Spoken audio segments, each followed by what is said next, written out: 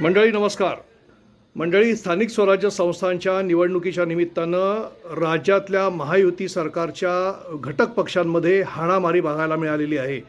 अर्थात ही हाणामारी अपेक्षित होती का, तर ती होती, 100% होती. कारण परिस्थिती अशी असते की स्थानिक स्वराज्य संस्थांची निवडणूक कितीही म्हटलं तरी ती अगदी स्थानिक पातळीवरती असते आणि स्थानिक पातळीवरती राजकीय पक्षांचे आपापसातल्या कार्यकर्त्यांमध्ये जे मतभेद आहेत ते इतके तीव्र असतात की त्याच्यामध्ये मला प्रत्यक्षात पद हवं आहे, तुला ते मिळू देता कामा नये, ही जी अहम्मिका असते किंवा ही जी चढाओढ असते ही अत्यंत तीव्र असते.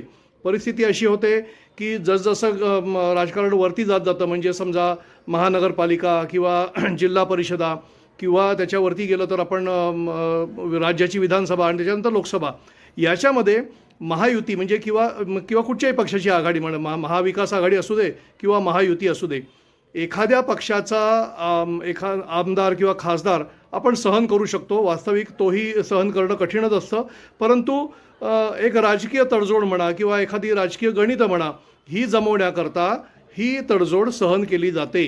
मात्र जसजशी निवडणूक खाली उतरते, म्हणजे अगदी नगरसेवक पदापासून, म्हणजे मी महानगरपालिका मगाशी म्हटलं, जिल्हा परिषदा म्हटलं, वास्तविक तेही नाही.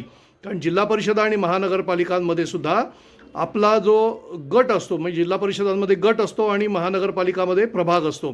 या प्रभागामध्ये आपल्याला हवा असणारा व्यक्ती निवडून यावा यासाठी किंवा आपणच निवडून यावं यासाठी कार्यकर्त्यांमध्ये प्रचंड चढाओढ असते.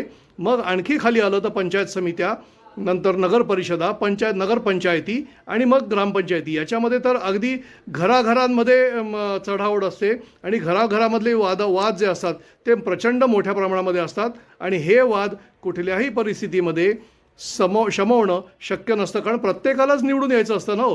प्रत्येकालाच नगरसेवक बनायचं असतं, प्रत्येकालाच जिल्हा परिषद सदस्य बनायचं असतं, प्रत्येकालाच नगरपंचायत सदस्य बनायचं असतं, ग्रामपंचायत सदस्य बनायचं असतं, सरपंच बनायचं असतं, नगराध्यक्ष बनायचं असतं.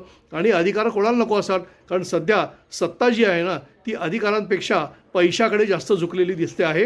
कारण एकदा निवडून आलो की पैशाचा जो विषय आहे ना तो फार मोठ्या प्रमाणात असतो.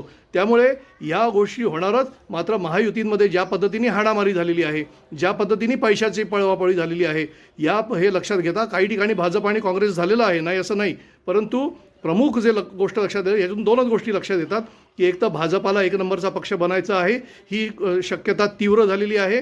त्याचबरोबर दोन्ही पक्षांना, त्याच्याबरोबर असलेल्या पक्षांना त्यांची जी काय थोडक्यात पायाखालची वाळू सरकारला सुरुवात झालेली आहे, हेही तितक्याच मोठ्या प्रमाणावर जाणवते. आणि दुसऱ्या बाजूला काँग्रेस किंवा महाविकास आघाडी सध्याच्या घडीला अत्यंत कमकुवत झाली, हेच आपल्याला पाहायला मिळतं आहे.